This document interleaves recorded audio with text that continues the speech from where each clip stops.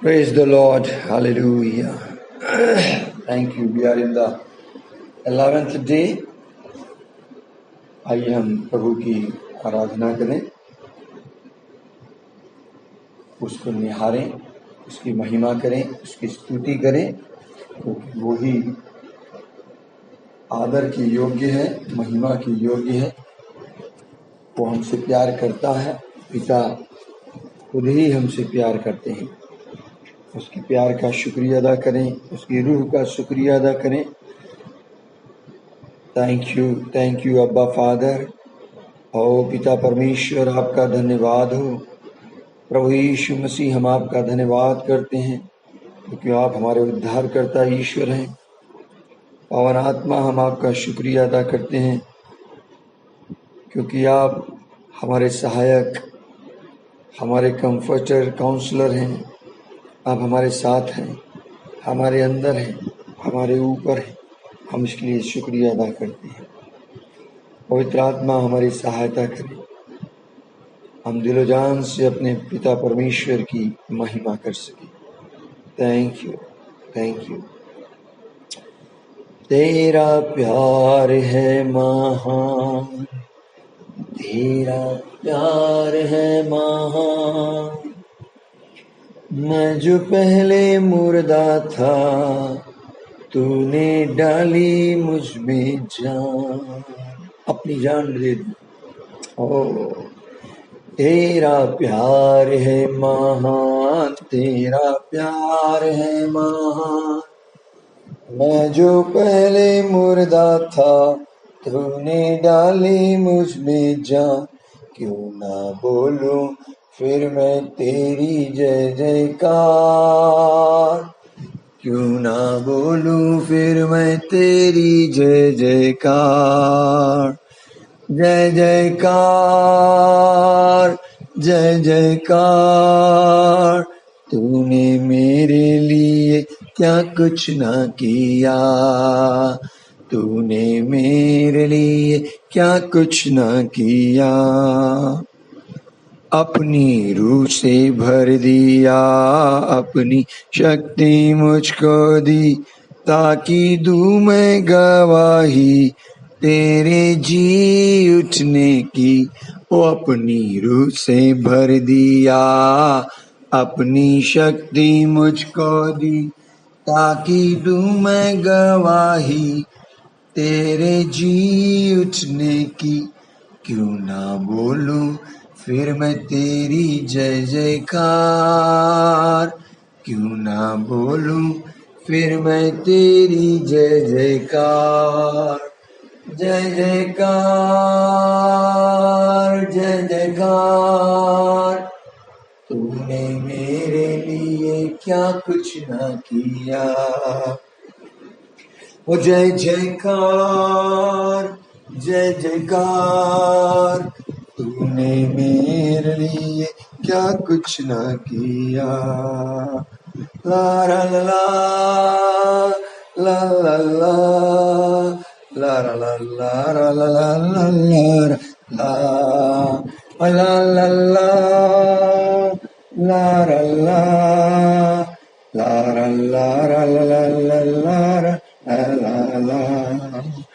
Aura lava, shikere dile naba. Riba la la la bashidere, rekilena kalina bashindoro dolo. Rava la handari dalene kelene be. Shikere dile na hakbara, kira la na handara baba. Thank you, Holy Spirit. Thank you. Oh, precious Lord, I worship you. I thank you, Lord. You are glorious, glorious, glorious Jesus. I thank you so much. और प्रभु का धन्यवाद करते हैं आज के दिन के लिए। विशेषकर हम लोग आज 11वें दिन में हैं। ऑलमोस्ट 1/3 हम लोगों ने स्टडी कर ली है।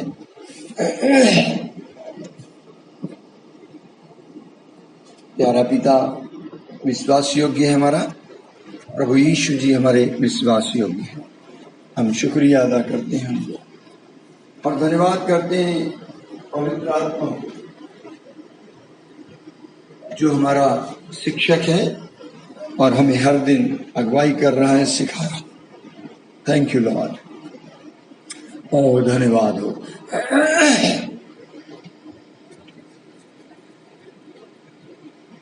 Thank you, thank you, thank you so much. और कैसे हैं आप सब लोग? कैसा लग रहा है आपको? नोट्स बना रहे होंगे, रोज स्टडी कर रहे होंगे। ये अनुभव भी नया अनुभव प्रभु आप सबको हमको दे रहा है। विश्वास करता हूं कि सुबह उठने की प्रैक्टिस कर रहे होंगे, भोर को तड़के उठ के धन्यवाद स्तुति आराधना कर रहे होंगे, उससे बातें कर रहे होंगे। अब आपको समझ आ रहा होगा वो बहुमूल्य व्यक्ति जो स्वयं परमेश्वर है, हमारा सहायक के रूप में हमारे साथ है और हमारे अंदर है। मैं आपको प्लान कर रहा था, आज सिखाऊंगा how to fill yourself with the Holy Spirit, लेकिन जब आज मैं भोर की आराधना कर रहा था, प्रभु ने मुझे अगुवाई की कि इनको उद्धार और बपतिस्मे में क्या डिफरेंस है ये बता। मैं आज आपको एक दो उदाहरण से समझाने की कोशिश करूंगा कि what is the difference between salvation and the baptism. They are the two different experience और हर एक क्रिश्चियन को ये एक्सपीरियंस लेना होगा। So you can write the title. I made the title Salvation and Baptism, comma, the two different experience. ये दोनों अनुभव हमारे पास होने हैं, है ना। कई चर्चेज में दोनों प्रकार के इस अनुभव का अभाव है। लोग उद्धार तो पाए हैं, नया जन्म पाए हैं, पवित्र आत्मा की छाप लिए हैं, पवित्र आत्मा बयाने में मिल गया, ये अनुभव पाया है। पवित्र आत्मा हमारे साथ है, हमारे अंदर है, ये अनुभव पाया है। God's minimum level of his presence is of his Holy Spirit is ankle level. आने वाले दिनों में हम इसको पर चर्चा करेंगे, सीखेंगे। बट मुझे ऐसा लगता है कि all are not baptized by the Holy Spirit. Today, in many churches, you will find lots of people saved. Their testimony, they are born again. But I feel all are not baptized by the Holy Spirit. The church does not teach that. अब कलीसियाओं में इस प्रकार से शिक्षा नहीं देते हैं। That is a different experience from salvation. Baptism is the different experience than salvation. जो बपतिस्मा, मैं यीशु के बपतिस्मे की बात कर रहा हूँ, पवित्र आत्मा के बपतिस्मे की, तो पवित्र आत्मा का बपतिस्मे का अनुभव ये उद्धार के अनुभव से अलग है। So the church remains without growth. इसलिए कलीसियाओं में बढ़ोतरी आप नहीं देख पाते। लोग जिस लेवल में हैं उसी लेवल में चले आ रहे हैं।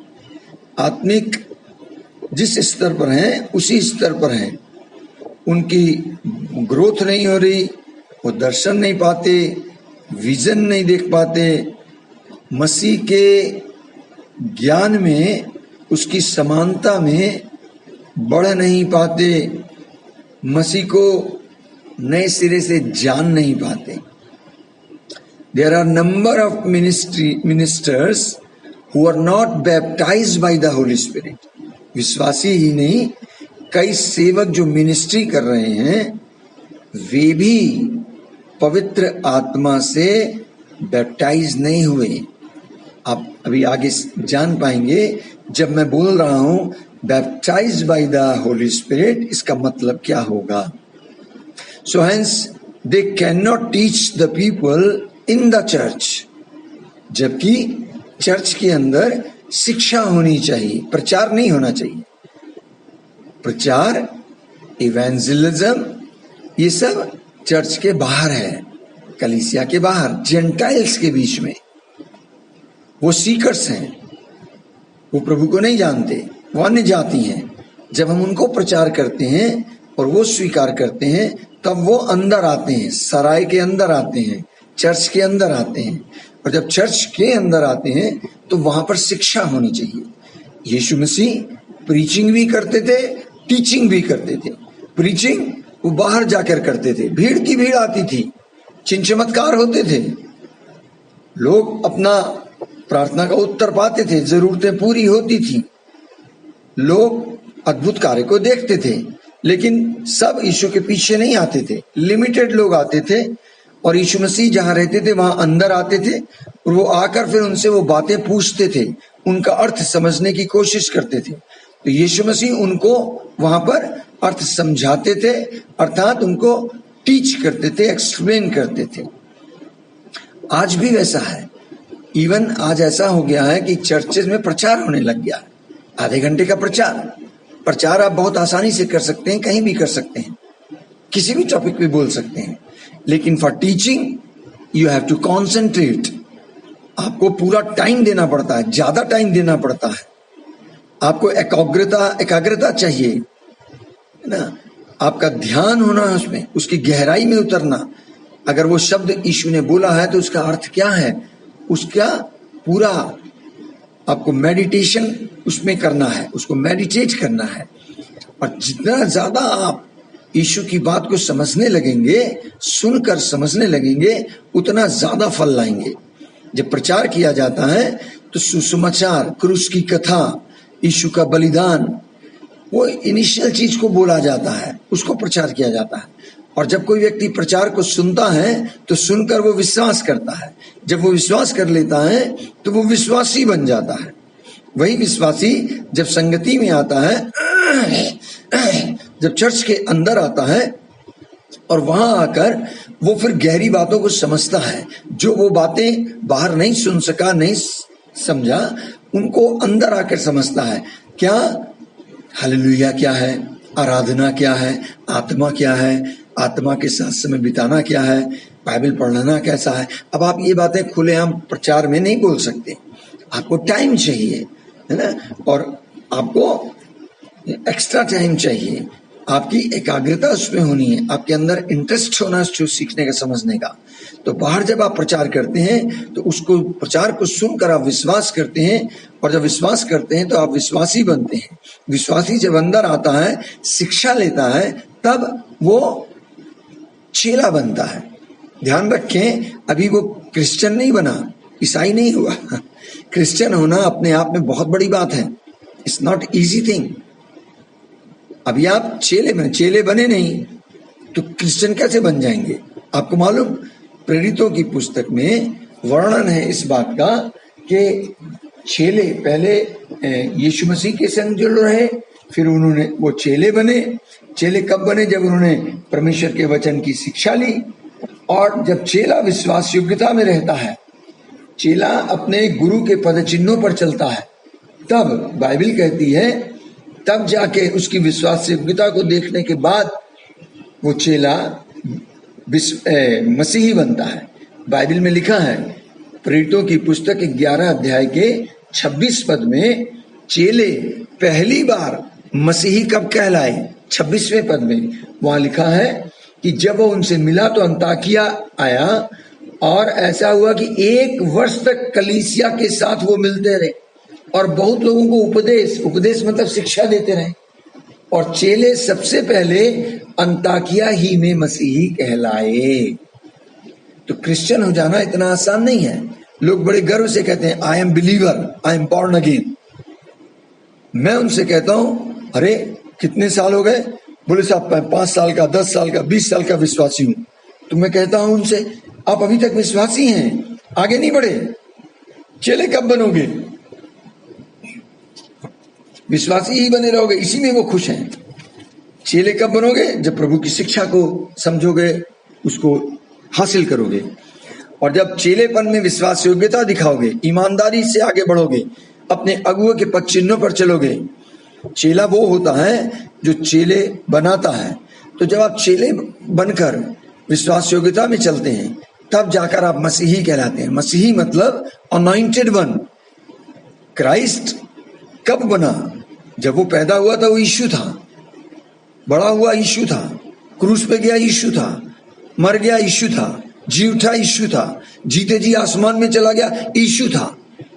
जब पिता से उसने प्रतिज्ञा ले ली प्रेरितों 2 अध्याय के 33 पद के अनुसार, तब जाकर वो मसीही बना, तब उसको नया नाम मिला, प्रभु यीशु मसीह। तो Jesus means, Christ means anointed one, anointed with the spirit of God. तो आप क्रिश्चियन कब होते हैं? जब आप अनॉइंटेड होते हैं, मसा किए जाते हैं। जब आपके ऊपर मसा हो जाता है, तब आप क्रिश्चियन होते हैं। ये इतना आसान नहीं है। सो मैं कहना क्या चीज चाह रहा हूं, इस अनुभव को समझने की कोशिश करेंगे हम लोग। मालूम नहीं मैंने ये बातें आपसे क्यों कह दी कि baptism in the Holy spirit actually it is a very important aspect after the salvation. अगर आप नया जन्म पाए हैं, उद्धार पाए हैं, तो फिर आपको अगला अनुभव लेना होता है। अगला अनुभव क्या? कि अनसीन पर्सन जो होली स्पिरिट है, अदृश्य व्यक्ति, उसके साथ आपका मसा हो। अर्थात अभी आपने अनुभव लिया वो मेरे साथ है, मेरे अंदर है, अब आपका अनुभव होना है कि वो आपके ऊपर आए। ये तीसरी स्टेज है, ऊपर आना जरूरी है उसका। और ये बात यीशु मसीह ने मरकर जी उठने के बाद कही, जब उनका स्वर्गारोहण हो रहा था। जीते जी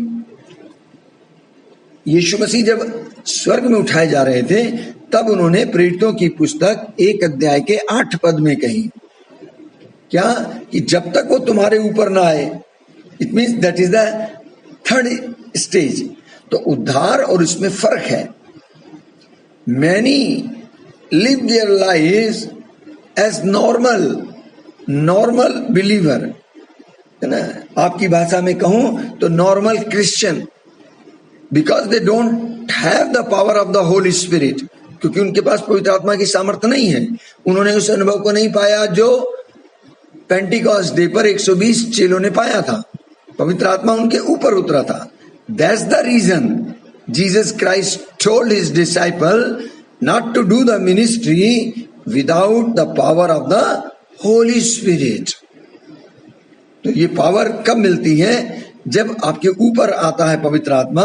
जब ऊपर आता है, इसी को बपतिस्मा कहते हैं।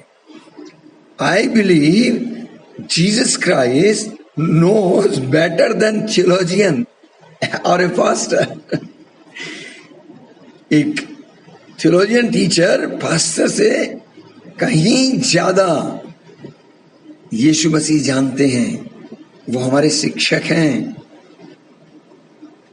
Though the disciple lived with Jesus Christ for 3.5 years and they saw all the miracles, signs and wonders, he still commanded his disciple and 120 people to go and wait for the promise of the Father, which Father has told.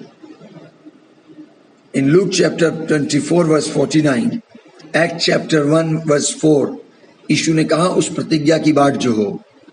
जबकि चेले 3.5 साल तक यीशु मसीह के संग रहे, एक साथ रहते थे, खाते पीते थे, सेवकाई एक साथ करते थे। इन्होंने अपनी आंखों से चिन्ह चमत्कारों को होते हुए देखा था। But sad thing is this कि some believers never bothered about this statement which Jesus made. कई विश्वासी इस बात को, इस वचन को बड़े हल्के से लेते हैं। Some have considered and are waiting for the Holy Spirit every day. कई लोग कहते हैं, अरे मुझ पर पवित्र आत्मा आने में इंतजार कर रहा हूं, मैं 40 दिन का उपवास रखूंगा और जब पवित्र आत्मा मिल जाएगा तब मैं आगे जाऊंगा। मैं आपको एक गुड न्यूज देना चाहता हूं। क्या? Tarrying for the Holy Spirit is not biblical. पवित्र आत्मा के लिए इंतजार करना, ये मैं आपको कहूं कि आप पवित्र आत्मा का इंतजार ना करें, क्योंकि वो आ चुका है। सच्चाई ये है, यीशु मसीह इंतजार कर रहे हैं कि कब मैं आपको बपतिस्मा दूं।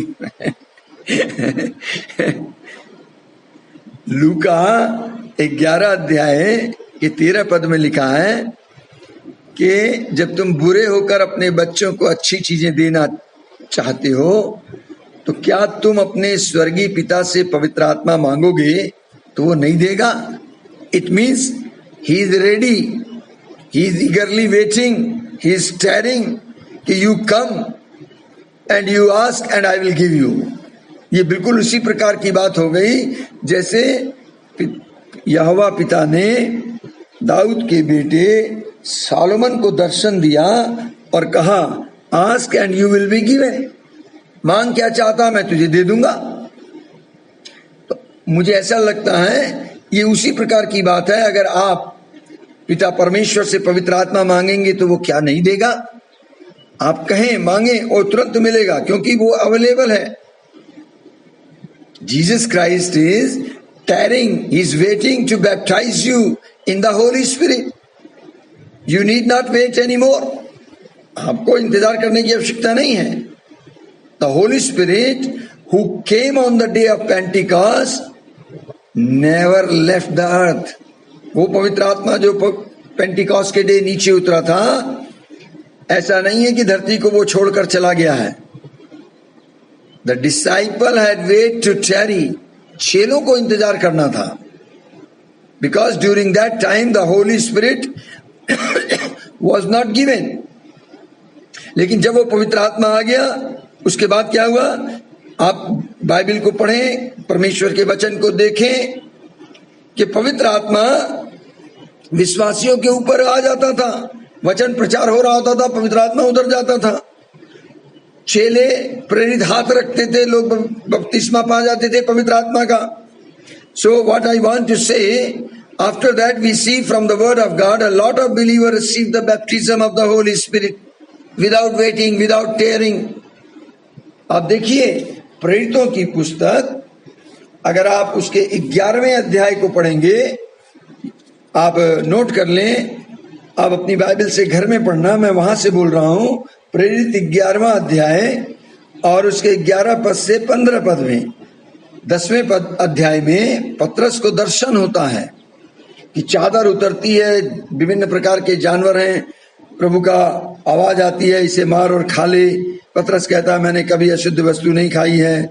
और फिर किस प्रकार उसकी अगुवाई होती है और कैसे वो कुरनेलियस के घर जाता है। और बाइबल कहती है कि पतरस कुरनेलियस के घर में जाकर, कुरनेलियस भी अपनी गवाही सुनाता है। और पतरस जब ये बातें कह ही रहा था, आई थिंक प्रेरित 10 अध्याय 44 पद में आगे लिखा है कि सुना रहा था, वचन सुना रहा था, कि वचन सुनते सुनते पवित्र आत्मा वचन के सुनने वालों पर उतर आया। पवित्र आत्मा का दान उड़ेल दिया गया। इसी बात की गवाही पतरस 11वें अध्याय में देता है और कहता है, देखो तुरंत 3 मनुष्य जो कैसरिया से मेरे पास भेजे गए थे, उस घर में जिसमें हम थे आकर खड़े हो गए। तब आत्मा ने मुझसे उसके साथ निसंकोच हो लेने को कहा। पवित्र आत्मा बोलता है, और ये 6 भाई भी मेरे साथ हो लिए और हम उस मनुष्य के घर गए। और उसने हमें बताया, कुरनेलियस बताता है कि उसने एक स्वर्गदूत को अपने घर में खड़े हुए देखा। उसने कहा, याफा में मनुष्य भेज के समान पतरस को बुला लो, वो वहां आया हुआ है, वो तुमसे ऐसी बातें कहेगा जिसके द्वारा तू और तेरा घराना उद्धार पाएगा। फर्स्ट साल्वेशन, वो उद्धार पाएगा कब? जब पतरस वो बातें कहेगा तो तुम लोग घराना, उसका कुरनेलियस का घराना सुनेगा, सुनकर विश्वास करेगा, वो उद्धार पाएगा। तब 15वें पद में लिखा है, जब मैं बातें करने लगा, हेलो, जब मैं बातें करने लगा, बातें कौन सी? प्रभु के वचन से, यीशु की सुसमाचार की, उद्धार से रिलेटेड। तो पवित्र आत्मा उन पर उसी रीति से उतरा जिस रीति से आरंभ में हम पर उतरा था। सुन रहे हैं आप? Behold, at the very moment 3 men arrived at the house in which we are sent to me from Caesarea, and the Spirit told me to go with them, making no distinction. These 6 brothers also accompanied me, and was entered the man's house. And he told us how he had seen the angel stand in his house and say, send to Joppa and bring Simon Peter, who is called Peter. He will declare to you a message by which you will be saved, and you all and your household will be saved. And 15th verse says, as Peter began to speak, the Holy Spirit fell on them, just as on us on the beginning. So मैं आपको आज इसको explain करना चाहता हूं कि उद्धार को प्राप्त करना ये अलग अनुभव है, और आत्मा को प्राप्त करना ये अलग अनुभव है।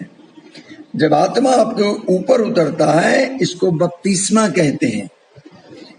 उद्धार के समय भी बपतिस्मे का जिक्र है। अगर आप मरकुस 16 को पढ़ेंगे तो आपको वहां मिलेगा कि जो विश्वास करे और बपतिस्मा ले उसका उद्धार होगा। लेकिन इसके आगे लिखा है जो विश्वास नहीं करेगा वो दोषी ठहराया जाएगा। वहां पर वाटर बैप्टिज्म की बात हो रही है। मत्ती 28 में यीशु मसीह वहां कहते हैं कि जाकर सबको चेला बनाओ और उन्हें पिता पुत्र पवित्र आत्मा के नाम से बपतिस्मा दो। तो 2 बार बपतिस्मा नहीं है, 2 अलग अलग बपतिस्मे हैं। चेले बनने के लिए पवित्र आत्मा का बपतिस्मा चाहिए, उद्धार के लिए पानी का बपतिस्मा चाहिए, या यूं कहूं पानी का बपतिस्मा यूहन्ना का बपतिस्मा है जो कोई भी मनुष्य दे सकता है। और किसी कारण आप नहीं भी ले पाते तो आप दोषी नहीं ठहराए जाएंगे, लेकिन हाँ, अगर आपने विश्वास नहीं किया तो आप दोषी ठहरा दिए जाएंगे। क्यों? क्योंकि पानी के बपतिस्मे के ऊपर आत्मा का बपतिस्मा है। क्योंकि यूहन्ना ने क्या कहा था? यूहन्ना 1:33 में आपको याद आता है? यूहन्ना की मिनिस्ट्री याद आ रही है? यूहन्ना की मिनिस्ट्री क्या थी? यूहन्ना को किसने भेजा? यूहन्ना खुद गवाही देकर कहते हैं कि जिसने मुझे भेजा है, यानी यूहन्ना को किसने भेजा? यूहन्ना को पिता परमेश्वर ने भेजा। किस बात के लिए? कि जाकर लोगों को कायल कर कि वे लोग मन फिराने के योग्य फल लाएं। और यूहन्ना गवाही देकर कहते हैं कि मैं तो उसे पहचानता नहीं होता, परंतु जिसने मुझे जल से बपतिस्मा देने को भेजा। तो यूहन्ना को किसने भेजा जल से बपतिस्मा देने? पिता परमेश्वर ने। मिनिस्ट्री किसने दी? पिता परमेश्वर ने।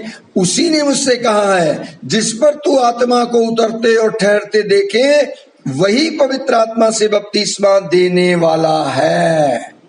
सो मैं तो तुम्हें जल से बपतिस्मा देता हूं, लेकिन मेरे बाद जो आ रहा है जिसके ऊपर पवित्र आत्मा ठहरेगा, आकाश से उतरेगा ठहरेगा, वो तुम्हें पवित्र आत्मा से बपतिस्मा देगा। अगर आप पढ़ें उसके 32वें पद को, वहां लिखा है मैंने आत्मा को कबूतर के समान आकाश से उतरते देखा है और वह उस पर ठहर गया। यूहन्ना गवाही दे रहा है कि मैंने अपनी आंख से देखा है कि पवित्र आत्मा सदैव शारीरिक रूप में कबूतर की नाई उस पर उतरा और ठहर गया। तो मैं तो जल से दे रहा हूं, अब इसकी कोई ज्यादा इंपॉर्टेंस नहीं रही, लेकिन मेरे बाद जो आ रहा है जिस पर पवित्र आत्मा आके ठहर गया है वो तुमको बपतिस्मा देगा। यानी यीशु का बपतिस्मा आत्मा का बपतिस्मा है और यूहन्ना का बपतिस्मा जल का बपतिस्मा है। जब पुराना लॉ चलता है और नया लॉ आता है तो पुराने की अहमियत खत्म हो जाती है। अगर आप बिजनेस लाइन के वर्ड को जानते हो, जैसे पहले सेल टैक्स चलता था, अब जीएसटी आ गया, तो अब आपका असेसमेंट सेल टैक्स के अनुसार नहीं होगा, नए नियम के अनुसार जीएसटी के अनुसार होगा। अगर आपका असेसमेंट होता है, इनकम टैक्स आईटीआर भरते हैं, तो तो हर साल लॉ चेंज होता है, हर साल टैक्स की रेट चेंज हो जाती है। तो अगर जो पिछले साल की इनकम पर टैक्स उस साल के लॉ के अनुसार, उस रेट के अनुसार टैक्स लगता है, तो इस साल अगर रेट चेंज हो गई है, कानून बदला है, तो आज की तारीख में अगर असेसमेंट होगा तो नए कानून से होगा, नए रेट ऑफ इंटरेस्ट से, रेट ऑफ टैक्सेशन से होगा। समझ रहे हैं मेरी बात को आप? सो जब नया आता है तो पुराने की अहमियत खत्म हो जाती है, फिर असेसमेंट न्यू से होगा। तो यूहन्ना का एक टाइम था, उस टाइम पर वो मन फिराने की बातें करता था, मन फिराने के योग्य फल लाओ नहीं तो कुलाड़ा पेड़ की जड़ पे रखा है कहता था। सो मैं कहना क्या चाह रहा हूं, एक वाटर बैप्टिज्म है और एक स्पिरिट बैप्टिज्म है। स्पिरिट बैप्टिज्म का होना, अनुभव प्राप्त करना हर सच्चे मसीही के लिए अत्यंत जरूरी है।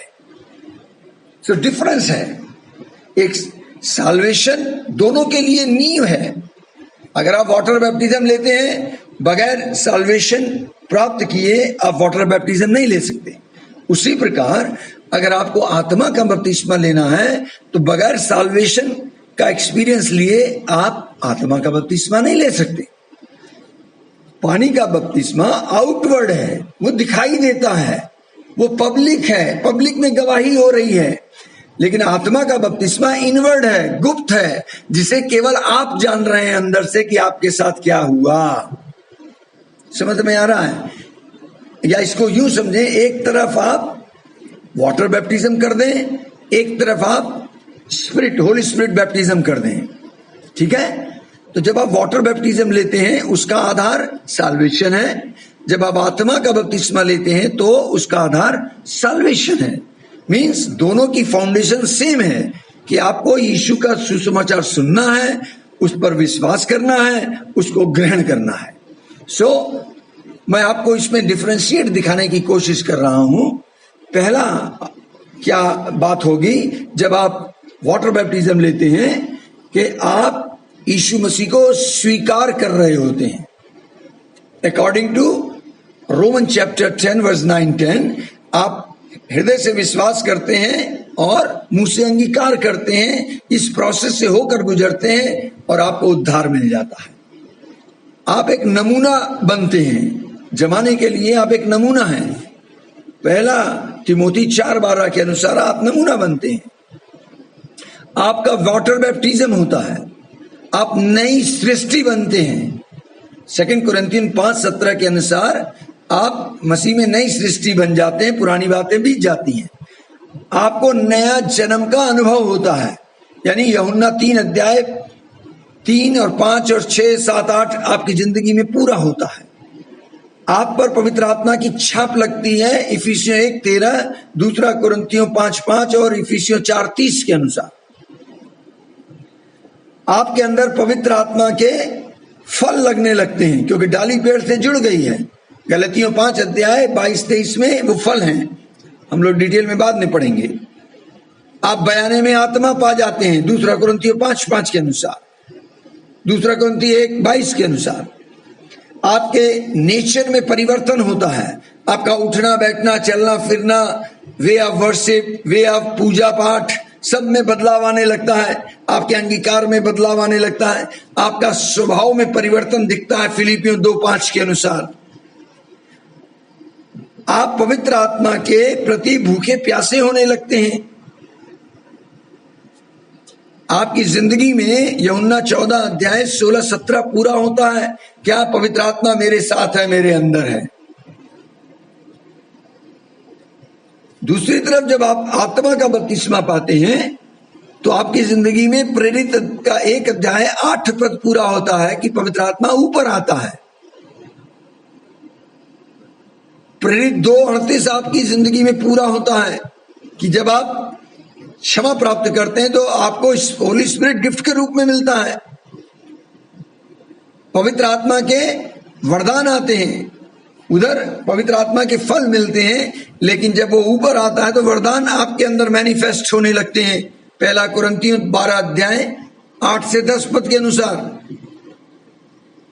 प्रेरित 2:17 के अनुसार वो भविष्यवाणी पूरी होती है जो जोएल नबी के द्वारा की गई थी कि अंत के दिनों में पिता परमेश्वर अपना आत्मा हर एक प्राणी पर उड़ेलेगा, तुम्हारे जवान दर्शन देखेंगे, पुरानी ख्वाब देखेंगे, तुम्हारे बेटे बेटियां भविष्यवाणी करेंगे, दास दासियों पर आत्मा उड़ेला जाएगा। ये फोरकास्ट, ये प्रोफेसी पुराने नियम की पूरी होती है। पुराने नियम में ये कहीं प्रोफेसी नहीं दी गई। It's not clear, not forecast कि वो जो मूसा के टाइम पे, जो नूहा के टाइम पे जल में से वो निकले हैं, इस बात की वहां पर भविष्यवाणी नहीं है। क्यों? पुराने नियम में जो भविष्यवाणी हुई वो आत्मा से भरने की हुई, लेकिन जब वहां जल का बपतिस्मा जिसको दर्शाया गया कि जब पूरी प्रजा को समुद्र में से पार कराया मूसा की अगुवाई में, तो वो भी उनका वाटर बैप्टिज्म था। नूहा के जमाने में 8 परिवार के सदस्य बचे, वो जल से बाहर आए, वो एक तरह से वाटर बैप्टिज्म को दर्शा रहा है, लेकिन वहां पर आत्मा के बपतिस्मे का जिक्र भी नहीं है। सो मैं कहना क्या चीज चाह रहा हूं कि जब आत्मा का बपतिस्मा होता है, अगर आप पहला पत्रस 3:21 पढ़ेंगे तो उसका गहरा अर्थ क्या है? मसीह के रंग में रंग जाना, dip into him as appeal to God for a good conscious. आप मसीह में हो जाते हैं और मसीह आप में हो जाता है। आप मसीह को पहन लेते हैं, यूं समझ लीजिए आपने मसीह को पहन लिया है। बाइबल कहती है मसीह को पहन लो, तो आप मसीह को पहन लेते हैं, यानी आप आत्मा आपको कवर कर लेता है। ये इंपॉर्टेंट चीज है, ये गहरी बात है, बहुत गहरी बात है कि जब पवित्र आत्मा की छाप लगती है, पहला अनुभव होता है, तो उसमें आपको प्रेजेंस में आप दाखिल होते हैं। लेकिन जब आत्मा का बपतिस्मा होता है तब आप पावर में मूव करते हैं। यीशु ने कहा जब आत्मा तुम पर उतरेगा तो तुम्हें पावर मिलेगी। और गहरी बात बताऊं आपको, अगर आप प्रकाशन ले सकते हैं तो, परमेश्वर ने, पिता ने इन मनुष्य को अपनी इमेज लाइकनेस में बनाया। इमेज और लाइकनेस क्या है? मैं मानता हूं इमेज जो है वो आपके पहले अनुभव को दिखाती है, पहले बपतिस्मे को, और लाइकनेस जो है आत्मा के बपतिस्मे को दिखाती है। इमेज और लाइकनेस बाइबल बताती है इफिसियों की पुस्तक 2:20 में कि कलीसिया की जो नींव है वो अपोस्टल और प्रॉफिट हैं, जो प्रेरित और भविष्यवक्ता हैं, वो नींव है। असल नींव यीशु मसीह है। कोने का पत्थर कौन है? यीशु मसीह। तो पहले यीशु मसीह का सुसमाचार आया, उसके बाद भविष्यवक्ता, प्रेरित, उसके बाद प्रेरित, सेकंड नंबर प्रेरित, फिर भविष्यवक्ता। सो मैं ये मानता हूं, जैसा कि प्रभु के वचन में लिखा भी है कि सेकंड आगमन से पहले प्रॉफिट का जिक्र किया गया है, तो उसकी समानता समरूपता में फिर आप आते हैं। ये गहरी बात है जो मैं आपको समझाने की कोशिश कर रहा हूं। मैं मानता हूं प्रॉफिट वो है जो हमेशा परमेश्वर की उपस्थिति में बना रहता है। मीन्स ये पहला एक्सपीरियंस है। अपोस्टल कौन है?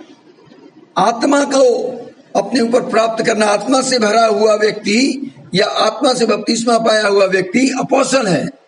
ये अपोस्टोलिक मिनिस्ट्री पुराने नियम में नहीं थी, आपको उसका नाम भी नहीं मिलेगा प्रेरित। ये नए नियम में शुरू हुई। ये मिनिस्ट्री छिपी हुई थी, छिपा कर रखी गई थी। स्वयं परमेश्वर ने इसे हाइड किया हुआ था, और ये ओपन कब हुई? जब यीशु मसीह आए। इसलिए बाइबल कहती है, मेरे ख्याल से अगर मैं गलती नहीं कर रहा तो इब्रानियों की शायद पुस्तक में मिलेगा, उसके 3 अध्याय के पहले पद में, हे पवित्र भाइयों, तुम जो स्वर्गीय बुलाहट में भागी हुए हो, बुलाए गए हो, उस प्रेरित और महायाजक यीशु पर जिसे हम अंगीकार करते हैं ध्यान करो। Means Jesus Christ is the great apostle of God. पिता के द्वारा भेजा हुआ यीशु मसीह वो प्रेरित था। एक्चुअली यीशु मसीह ने आकर प्रेरिताई मिनिस्ट्री स्टार्ट की, है ना। आम भाषा में कहूं तो Jesus Christ is the founder director of the apostolic ministry. समझ में आ रही मेरी बात? तो प्रेरित होना ये पवित्र आत्मा को अपने ऊपर प्राप्त करने का अनुभव है। आप देखिए, कोई भी प्रेरित ऐसा नहीं था जो अपने ऊपर पवित्र आत्मा को प्राप्त नहीं किया। पहले सदी की कलीसिया जब स्थापित होने जा रही थी, 120 लोगों को यह अनुभव मिला और पवित्र आत्मा उन पर आया। जितने भी चेले बनते गए सबके ऊपर पवित्र आत्मा आया। आज भी जो सेवक है, मिनिस्टर है, वो होली स्पिरिट का बैप्टिज्म पाया हुआ है। If you are not baptised in the Holy Spirit, by the Holy Spirit, then you can not do the ministry as। मेरी बात समझ में आ रही है? मैं क्या चीज समझाने की कोशिश कर रहा हूं। अब कबूतर पवित्र आत्मा का चिन्ह है, उसके एक पंख नहीं, 2 पंख हैं। Dove has 2 wings, और दोनों पंखों से वो उड़ान भरता है। अगर आपके पास एक पंख हो तो एक पंख से आप वैसी उड़ान नहीं भर पाएंगे जैसी 2 पंखों से आप उड़ान भर सकते हैं। सो मैंने नाम दिया है, एक पंख का नाम है वाटर बैप्टिज्म, दूसरे का नाम है होली स्पिरिट बैप्टिज्म, एक का नाम है fruits of the Holy spirit, दूसरे का नाम है gifts of the Holy spirit. एक का नाम है उद्धार, दूसरे का नाम है बपतिस्मा। समझ में आ रही मेरी बात को मैं क्या कहना चाह रहा हूं? दोनों एक्सपीरियंस आपको और मुझको चाहिए। सो परमेश्वर हम लोगों की अगुवाई करे, पवित्र आत्मा हमें सिखाए, समझाए। मैं उसका धन्यवाद करता हूं कि दोनों बैप्टिज्म की हमें आवश्यकता है। यीशु मसीह जब यरदन नदी में उतरे तो यूहन्ना ने कहा, प्रभु मुझे तो आपके हाथ से बपतिस्मा लेना है, लूका 3:21-22 में। लेकिन प्रभु यीशु बोले, नहीं नहीं यूहन्ना, अब तो सारी धार्मिकता इसी रीति से पूरी होगी। क्या? कि जो सुसमाचार सुनेगा वो वाटर बैप्टिज्म लेगा और वो आत्मा का भी बपतिस्मा लेगा। दोनों अनुभव चाहिए। उद्धार का अनुभव कैसे कंप्लीट होगा? वचन को, सुसमाचार को सुनकर पहली आज्ञा क्या रखी है? सबसे पहली आज्ञा जब आप विश्वासी बनते हैं, moment you believe, the commandment which is given is take the baptism, water baptism। इसलिए कोई भी पास्टर, कोई भी मनुष्य, कोई भी विश्वासी, कोई भी चेला वाटर बैप्टिज्म दे सकता है, लेकिन होली स्पिरिट का बैप्टिज्म हर व्यक्ति नहीं दे सकता। क्राइस्ट खुद देगा, या तो वो आपके मांगने से देगा, या आप विश्वास से ले लेंगे, या मसीह किसी ऐसे सेवक को लीड करेगा, ऐसे प्रेरित को लीड करेगा जो आत्मा से भरा हुआ है, जो चेला आत्मा से भरा हुआ है, वो आपके सामने आएगा और वो अपना हाथ रखेगा और वो आपको वचन सुनाएगा। उसके जरिए आप आत्मा का बपतिस्मा प्राप्त करेंगे। It totally in the hand of the Jesus Christ. Jesus इसको लीड करेंगे, अथॉरिटी में लीड करेंगे, वही दे पाएगा, हर व्यक्ति नहीं दे पाएगा। आई थिंक अब आपको ये क्लियर हो रहा होगा, अब आपको ज्यादा अच्छे से समझ में आ जाएगा कि दोनों एक्सपीरियंस क्या है। मैं बाइबल से आपको समझाने की कोशिश करता हूं। मैंने कई बार अपने सभा में देखा है, जब मैं कहीं आउटरीच करने जाता हूं, गांव में क्रूसेड करता हूं या कहीं चर्चेज में भी टीचिंग देता हूं, तो कई जगह मैंने देखा है जब मैं अभिषेक की प्रार्थना करता हूं तो पवित्र आत्मा लोगों को मिलता है। लोग लोटपोट हो जाते हैं, लोग अन्य भाषा में बोलने लगते हैं। कई बार लोग कहते हैं, यार पवित्र आत्मा पाने के लिए तो हमें बहुत पवित्र होना पड़ेगा। ओ यस, ये पहली सीढ़ी यही है कि आपको यीशु के लहू से धुलना पड़ेगा। बगैर यीशु के लहू के धुले आप शुद्ध होंगे ही नहीं। मेरे ख्याल से मैंने स्टार्टिंग में बोला है कि who will receive the Holy Spirit? Who is washed by the blood of Jesus. You have to cleanse. 1 John 1:9 कहता है कि यीशु के लहू से तुम शुद्ध होना है। और 1 कुरिन्थियों 6:11 में लिखा है कि यीशु मसीह ने अपने नाम से और अपनी आत्मा से हमें धोया है, वॉश्ड किया है, स्प्रिंकल नहीं किया है, वॉश किया है। और उसके नाम से मैं जब धोया गया तो मैं धर्मी हो गया, और उसकी आत्मा से जब मैं धोया गया तो मैं पवित्र हो गया। तो हम ये काम यीशु मसीह कर चुके हैं, हमें केवल विश्वास करना है और उन अनुभव को सीखें, जाने, समझें, अपने अंदर भूख प्यास जगाएं, जिज्ञासा पैदा करें और विश्वास से मांगे। प्रभु यीशु मसीह खुद तैयार बैठे हैं कि कब तुम मांगो और कब मैं तुम्हें दूं। तो अब आपको स्ट्रगल करने की जरूरत नहीं है, किसी लंबे चौड़े उपवास में जाने की जरूरत नहीं है, इंतजार करने की जरूरत नहीं है। इंतजार की घड़ियां समाप्त हो गई, अब तो प्राप्त करने की घड़ी आ गई है। Hallelujah, hallelujah. बाइबल कहती है, गलतियों की पुस्तक, वहां पर मेरे ख्याल से 3 अध्याय में शायद वहां पर लिखा है, और अगर आप पढ़ेंगे उसके 14वें पद को, वहां पर बाइबल के इस प्रकार से कहती है कि यीशु मसीह जो है, बल्कि 13 से पढ़ेंगे तो आपको समझ में आएगा कि यीशु मसीह हमारे लिए श्रापित बना। हमारे से मतलब सारी मानव जाति के लिए, खाली क्रिश्चियनों के लिए नहीं। क्रिश्चियन तो उस टाइम कोई था ही नहीं, कोई क्रिश्चियन बना ही नहीं था, तो पूरी मानव जाति के लिए वो श्रापित बना। और क्यों बना? क्योंकि हमें वो व्यवस्था के श्राप से छुड़ाना चाहता था। जो लॉ था, लॉ से हमको छुड़ाना चाहता था और नया कानून में लाना चाहता था। हमें व्यवस्था के श्राप से छुड़ाना चाहता था, ताकि, और लिखा है कि जो कोई काठ पर लटकाया जाता था वो शापित है, वो हमारे लिए शापित बना, वो हमारे लिए काठ पर लटकाया गया। ये इसलिए हुआ कि अब्राहम की आशीष मसीह यीशु में अन्य जातियों तक पहुंचे। उस टाइम कोई क्रिश्चियन नहीं था, अन्य जातियों तक पहुंचे। और उसके आगे क्या लिखा हुआ है? ये अहम बात अक्सर लोग बोलते नहीं है, इतना ही कहते हैं कि यीशु मसीह काठ पे लटकाया गया ताकि अब्राहम की आशीष मसीह यीशु में अन्य जातियों को मिल जाए। लेकिन ये सब क्यों हुआ? क्यों काठ पे लटकाया गया? क्यों वो आशीष हमें मिले? लिखा है, ताकि हम विश्वास के द्वारा उस आत्मा को प्राप्त करें जिसकी प्रतिज्ञा हुई है। इसलिए बाइबल कहती है कि होली स्पिरिट का एक नाम है स्पिरिट ऑफ प्रॉमिस। प्रेरित 2:33 में जब यीशु मसीह ने पिता से आज्ञा ले ली, तब जाकर बाइबल कहती है वो सिंहासन पर बैठे। वो जाकर सिंहासन पर नहीं बैठे एकदम से।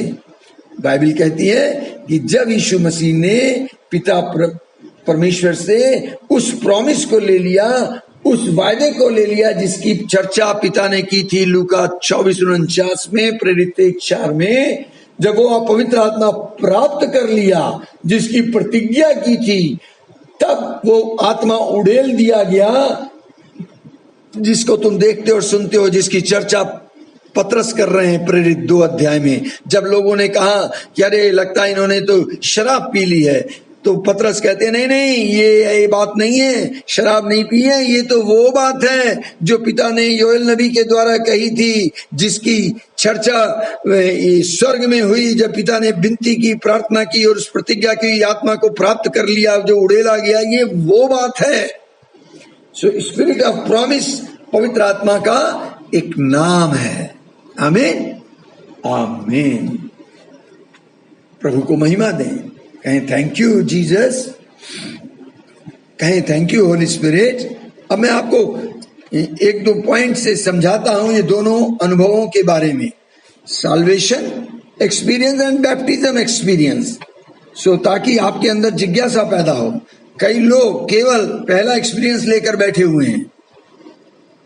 नहीं, हमें बपतिस्मे वाला भी एक्सपीरियंस लेना है, ताकि हम केवल देखने जैसे ही यीशु जैसे ना हो जाएं, स्वभाव में यीशु जैसे ही ना हो जाएं, वरन एक्शन में भी यीशु मसीह जैसा हो जाएं। बाइबल क्या कहती है डैनियल 11:32 में, जो अपने परमेश्वर का ज्ञान रखेंगे वो हियाब बांध कर बड़े बड़े काम करेंगे। तो एक्शन मैं कब करूंगा? जब पवित्र आत्मा मेरे ऊपर उतरेगा। यीशु ने एक्शन कब प्रारंभ किया? 30 साल तक एक्शन नहीं किया, वो घर में बैठे रहे। यूसुफ जो बढ़ई का काम करते थे, उनके बढ़ई के काम में मदद करते रहे, लेकिन जब पवित्र आत्मा उनके ऊपर उतरा, उसके बाद उन्होंने एक्शन शुरू कर दिया, उनकी चर्चा फैली, सामर्थ्य के काम होने लगे। लिखे पहला point, disciples of Jesus Christ. देखें यीशु मसीह के चेले, उन्होंने ये दोनों अनुभव लिए कि नहीं लिए। पहला पॉइंट, यीशु मसीह और उसके चेले। तो salvation of disciples, though the disciple lived with Jesus Christ, I believe they were saved only after Jesus rose up from the death. You can read John chapter 20 verse 22। अगर आप यूहन्ना 20 और उसके 22 पद को देखें, if they were saved earlier, they would have believed the resurrection of Jesus Christ. As a matter of fact, they did not believe. That's the reason Jesus breathed upon them and said, receive the Holy Ghost. So if the disciple received the baptism of the Holy Spirit when Jesus blew, why then did Jesus Christ tell them to wait for the promise? They received the salvation in John chapter 20 verse 22। यूहन्ना 20 अध्याय के 22 पद में आप पढ़िएगा। मैं कहना ये चीज चाह रहा हूं कि यीशु मसीह के साथ चेले रहते थे, सेवकाई साथ कर रहे थे, लेकिन उनका उद्धार नहीं हुआ था। हेलो, सुन रहे हैं? यीशु के संग रहते थे लेकिन उनका उद्धार नहीं हुआ था। क्यों नहीं हुआ था? क्योंकि यीशु मसीह क्रूस पर नहीं गया था, लहू बहाया नहीं था, पाप की क्षमा हुई नहीं थी, मरकर जिंदा हुआ नहीं था। जब तक आप यीशु मसीह के डेथ बरियल रेजरेक्शन में विश्वास नहीं करेंगे, उसके मारे जाने, गाड़े जाने, जी उठने में जब तक आप मुंह से अंगीकार नहीं करेंगे यीशु मेरा प्रभु है, तब तक आपको उद्धार नहीं मिलता। सो चेलों को अभी उद्धार नहीं मिला था क्योंकि वो अभी यीशु मसीह क्रूस पर गया नहीं था। लेकिन जब यीशु मरकर जिंदा हो गया, चेले तो भूल गए थे इस बात को कि यीशु मसीह जी उठेगा। उनको यकीन भी नहीं था, बात ही भूल गए थे यकीन ही नहीं था। थोमा तो यहां तक कहता है, जब तक मैं उसके हाथ में उंगली नहीं डाल लूंगा, उसके सीने में, पंजर में अपना हाथ नहीं डालूंगा, मैं यकीन ही नहीं करूंगा। लोग डर के मारे बंद के दरवाजे में बैठे हुए थे। वो भूल गए थे यीशु का वायदा कि मैं मरकर जी उठूंगा। रेजरेक्शन में बिलीव की तो बात ही छोड़ दो, प्रॉमिस को भी भूल गए थे। सो उनका उद्धार नहीं हुआ था। लेकिन जब यीशु मसीह मरकर जी उठे, तब चेले प्रभु को देखकर आनंदित हुए और यीशु ने फिर उनसे कहा, तुम्हें शांति मिले, जैसे पिता ने मुझे भेजा है वैसे ही मैं भी तुम्हें भेजता हूं। और 22वें पद में वो कहते हैं, ये कहकर यीशु मसीह ने उन पर फूंका। जब उन्होंने फूंका तो उनके अंदर जो जीवन का सांस फिर से निकला और उसने फूंकते हुए कहा, पवित्र आत्मा लो। तो ये जो एक्सपीरियंस था, उन्होंने होली स्पिरिट टच किया, उन्होंने लिया। तो ये एक्सपीरियंस पवित्र आत्मा के बपतिस्मे का नहीं है, ये उद्धार का है। जब यीशु ने फूंका, पवित्र आत्मा का स्पर्श उन्हें मिला, तो ये वो बात थी जो आप यीशु को ग्रहण करते हैं तो पवित्र आत्मा की छाप लगती है, बयाने में आत्मा मिलती है, ये वो बात है। आप सील्ड किए जाते हैं होली स्पिरिट से। तो ये पहला अनुभव है, साल्वेशन एक्सपीरियंस। और तब यीशु मसीह का जब स्वर्गारोहण होने लगा, तब उन्होंने कहा कि तुम लोग यहीं ठहरे रहो, मैं पिता से प्रार्थना करूंगा और वो प्रतिज्ञा की आत्मा नीचे उतरेगी।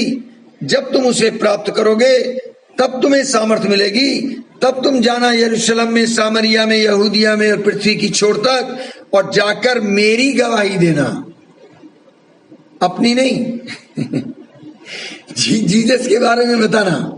So after the resurrection of Jesus Christ, before he could ascend to heaven, the people were assembled on the Mount Olive. There he commanded from them they should not depart from the Jerusalem, but wait for the promise of the Father. Just he commanded, and that 120 that disciple, they waited for the baptism of the Holy Spirit. You can read in Acts chapter 2 verse 1 to 4. And according to the verse 4, we see that the disciple and the others were baptized by the Holy Spirit and they spoke with other tongues. This shows us that the salvation is a different experience compared to the baptism of the Holy Spirit. बात समझ में आई कि Pentecost के दिन प्रेरित 2 अध्याय 1 से 4 में जब पवित्र आत्मा ऊपर उतरा, तो तब जब पवित्र आत्मा उनके अंदर समाया तो वो अनुभव और उद्धार का अनुभव जो फूंक मारी, उन दोनों में ये फर्क था. फूंक मारना वो साल्वेशन एक्सपीरियंस था और पवित्र आत्मा को अपने अंदर लेना, ऊपर आना, ये पवित्र आत्मा के बपतिस्मे का अनुभव था. मैं समझता हूं आपको क्लियर हुआ होगा. दूसरा उदाहरण हम देखें, सेकेंड एग्जाम्पल, द समरीटन्स, सामरिया के गांव के लोग. आपको याद है यीशु मसीह ने जाकर सामरिया गांव में जाकर सेवा प्रारंभ की थी. पहली बार यीशु मसीह खुद सामरिया गांव में गए थे, जहां चेलों को भूख लगी और वो खाना मोल लेने के लिए चले गए और यीशु मसीह बैठे रहे. और तब वहां पर एक स्त्री आती है, उससे बातचीत करते हैं और वो उसके बाद जब नया नियम प्रारंभ हुआ और प्रेरितों की पुस्तक में फिलिपुस 8वें अध्याय में सेवा करता है सामरिया सिटी के अंदर, जिसका वर्णन प्रेरित 8 अध्याय में आपको मिलेगा. पहले 8 अध्याय को आप पढ़ेंगे 4 पद से लेकर 12 पद तक, तो आपको मालूम पड़ेगा कि वो अनुभव उद्धार का अनुभव है कि जब स्टीफन की डेथ हुई और विश्वासी लोग सब तितर बितर हो गए, तो जो जहां चला गया वो वहीं पर सेवा करने लगा, लोगों को बताने लगा.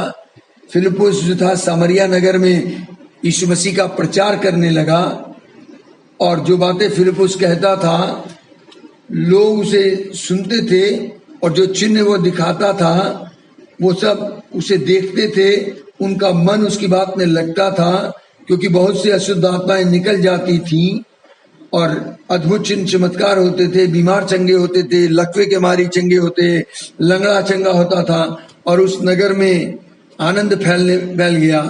बाइबल कहती है कि उसी गांव में एक जादू टोना करने वाला सामोन नाम का व्यक्ति था. वो भी चमत्कार करता था अपनी तांत्रिक विद्या से, और वो ये सब बातें जो फिलिपुस करता था देखकर चकित होता था, हैरान होता था, है ना. चूंकि वो भी चमत्कार करता था तो गांव के लोग उसका भी सम्मान करते थे कि भाई ये मनुष्य परमेश्वर की वो शक्ति है जो महान कहलाती है, इसके पास है. लेकिन फिलिपुस जो था पवित्र आत्मा की सामर्थ्य से ये सेवकाई कर रहा था.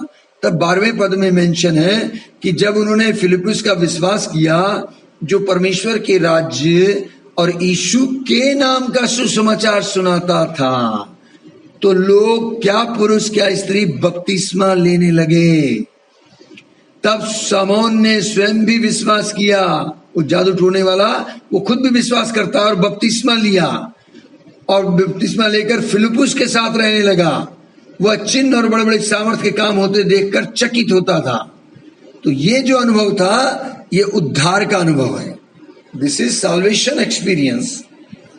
दिस इज salvation experience which Philippus is doing ministry in the Samaria. And Bible says, book of Acts verse 12, it is written there, but when they believed Philip as he preached good news about the kingdom of God and the name of Jesus Christ, they were baptized. This is water baptism. Both men and women. So this is salvation experience. But when you read from 14 to 17, you will get to know they will receive the baptism of the Holy Spirit. वहां लिखा है, when the apostle at Jerusalem heard the Samaria had received the word of God, they sent to them Peter and John, who came down and prayed for them that they might receive the Holy Spirit. For he had not yet fallen on any of them, but they had only been baptized in the name of the Lord Jesus. So then they laid their hands on them and they received the Holy Spirit. See, जब प्रेरितों ने जो यरूशलेम में थे, क्योंकि सब तितर बितर हो गए थे, लेकिन प्रेरित जो थे वो यरूशलेम में रुके हुए थे, वो कहते थे हम वचन और प्रार्थना की सेवकाई यहीं से करते रहेंगे। तो फिलिप्पुस सुसमाचार प्रचार कर रहे हैं। जब उन्होंने सुना कि सामरियों ने परमेश्वर का वचन मान लिया है, तो पतरस और यूहन्ना को उनके पास भेजा। उन्होंने जाकर उनके लिए प्रार्थना की कि पवित्र आत्मा पाए। क्यों? क्योंकि वो अब तक उनमें से किसी पर भी उतरा नहीं था। उन्होंने केवल प्रभु यीशु के नाम से बपतिस्मा लिया था। तब उन्होंने उन पर हाथ रखे और उन्होंने पवित्र आत्मा पाया। और समौन देख रहा था, जो डाडू टोने वाला, उन्हें देखा कि प्रेरित जब हाथ रखते हैं तो हाथ रखने से पवित्र आत्मा दे दिया जाता है। तब आपने आगे कहानी पढ़िएगा, वो रुपया पैसा लेके आता और कहता है कि भाई मुझे ये पैसे ले लो, मुझे भी ये गिफ्ट दे दो कि मैं भी हाथ रखूं, लोगों को आत्मा मिले। तो ये ऐसा नहीं है कि चेले रुपया पैसा लेकर ये अनॉइंटिंग दे नहीं सकते थे। It's depend upon, totally depend upon Jesus. यीशु के हाथ में है, यीशु जिसे देना चाहेंगे। तीसरा अनुभव देखिए साउल का, जहां साउल जो है पौलुस में बदलता है ना। साउल की मुलाकात होती है यीशु मसीह से दमिश्क के रास्ते में। प्रेरित 9 अध्याय में इसका वर्णन मिलेगा। You can read the book of act chapter 9, how Saul has got this both the experience. Saul was working actually against the Christians and he was going towards Damascus. Suddenly there was a bright light around him and he fell down and heard the voice, Saul, Saul, why are you persecuting me? The Saul said, who are you, the Lord? This was the time Saul got saved. The reason I come to this conclusion is because he says, Lord. When he heard the voice, when Jesus said, Saul, why are you persecuting me? Actually, Saul was not persecuting Jesus. Saul was persecuting the follower of Jesus, the believer, the church people. And Saul said, who art thou, Lord? So that was the time when Saul got saved. Why? Because he says, Lord. Bible says, whosoever call on the name of the Lord shall be saved. And the second reason is Jesus was telling to Anania that Saul is praying now, and he gave the address and he said, go. Saul was saved on the way to Damascus, but he was not baptized by the Holy Spirit. He heard the voice, he confessed, he was saved, he got the salvation experience. समझ रहे हैं आप? Saul को उद्धार का अनुभव कब हुआ? जब दमिश्क के रास्ते में यीशु मसीह ने एक बड़ी ज्योति चमकी और उसने यीशु की आवाज को सुना और यीशु ने उससे कहा कि साउल तू मुझे क्यों सताता है? तो साउल कहता है, तू कौन है प्रभु? तो जब उसने प्रभु को अंगीकार किया, बाइबल कहती है जो प्रभु का नाम लेगा वो बच जाएगा। तो मैं विश्वास करता हूं कि उसे उद्धार वहां मिला, लेकिन पवित्र आत्मा का बपतिस्मा नहीं मिला। पवित्र आत्मा के बपतिस्मे के लिए यीशु मसीह ने हनन्या को लीड किया, उसको यूज किया कि Hananya, he got the solvation. अब उसने उद्धार पा लिया, ऐसा कर तू जा, और तू जाके जब हाथ रखेगा तो मैं उसे बैप्टाइज कर दूंगा होली स्पिरिट में। That's why Bible says in book of Acts chapter 9 verse 17, then they laid their hand on them and they received the Holy Spirit. Hananiah went his ways and enter into that house, and putting his hand on him, and he said, Brother Saul, the Lord, even Jesus, that appeared unto thee in the way where you came, he sent me that thou mayest receive that sight and be filled with the Holy Ghost. So Saul was baptized by the Holy Spirit when Ananias laid his hands upon him. This is a different experience compared to the salvation. तो Hananya ने जब जाकर यीशु मसीह के कहने के अनुसार उस सीधी गली में गया जहां साउल घुटने के बल बैठ के प्रार्थना कर रहा और उसकी आंखें अंधी हैं, तो उसने जाकर जब उसके सर पे हाथ रखा और कहा, वही यीशु मसीह जिसको तू रास्ते में मिला है, जिसकी आवाज सुनी है, उसने मुझे भेजा है। और जब उसने उसके ये कहकर हाथ रखा तो बाइबल कहती है उसकी आंख से छिलके नीचे उतर आए, उसकी आंखें फिर से देखने लगी, ज्योति आ गई और उसको आत्मा का बपतिस्मा मिल गया। See, both the experience are different. So हमें दोनों एक्सपीरियंस लेने हैं। आत्मा का बपतिस्मे का एक्सपीरियंस तब मिलेगा जब तुम्हें साल्वेशन मिलेगा। मैंने कल भी बोला था कि पहले आपको यीशु मसीह को लेना है।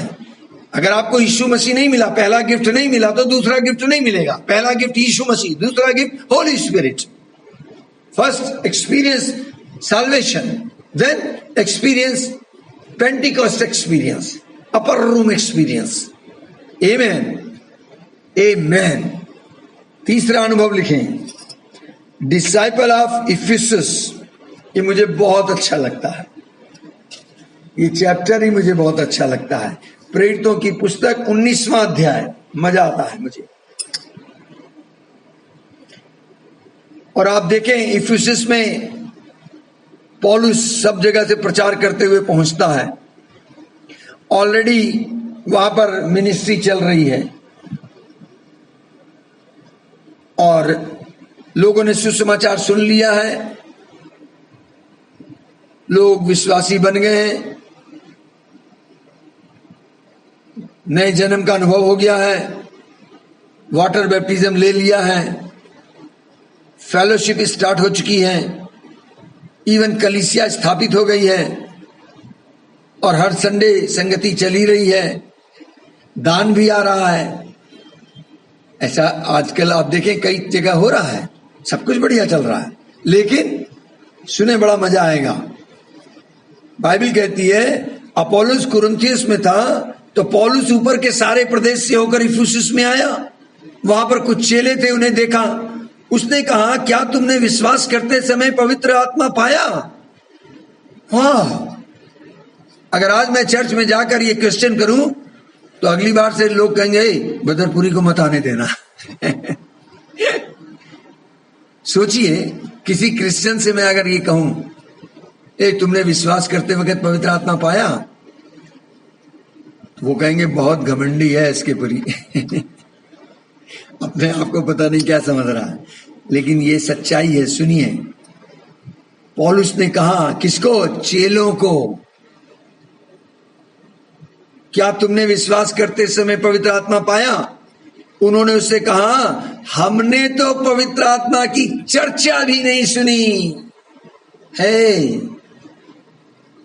आज चर्च के अंदर लोग ऐसे हैं जो होली स्पिरिट को नहीं जानते।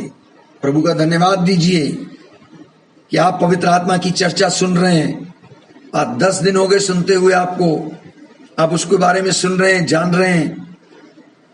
उस टाइम उन विश्वासियों चेलों ने कहा, हमने उसकी चर्चा नहीं सुनी।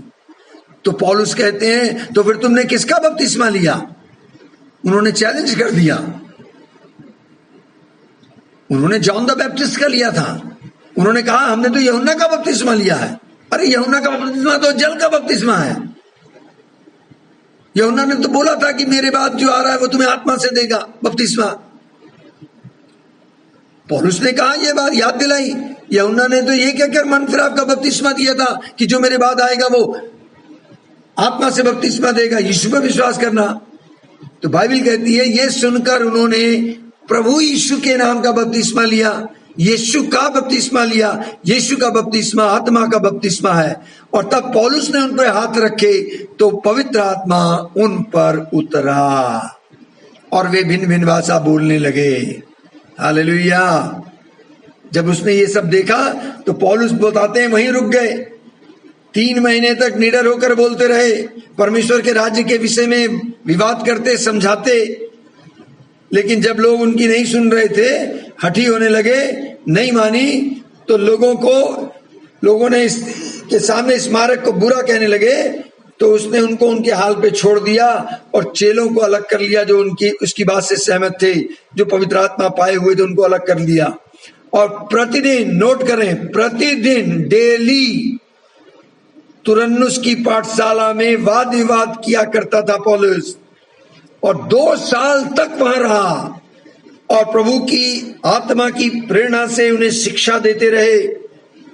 थियोलॉजी वाली शिक्षा नहीं जो उन्होंने हासिल की थी गमलीएल के चरणों में बैठ के, और थियोलॉजी वाली शिक्षा प्राप्त करके पौलुस विद्वान तो बन गया था, मेंटली नॉलेजफुल बन गया था, लेकिन उसकी जीवन से क्या दिखता था कि वो मर्डरर है।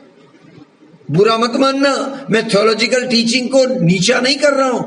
थियोलॉजिकली टीचिंग आपको हिस्टोरिकल नॉलेज देती है, माइंड में देती है, लेकिन रेवलेशन टीचिंग आपके हार्ट में, स्पिरिट में आती है और वो आपको उद्धार देती है।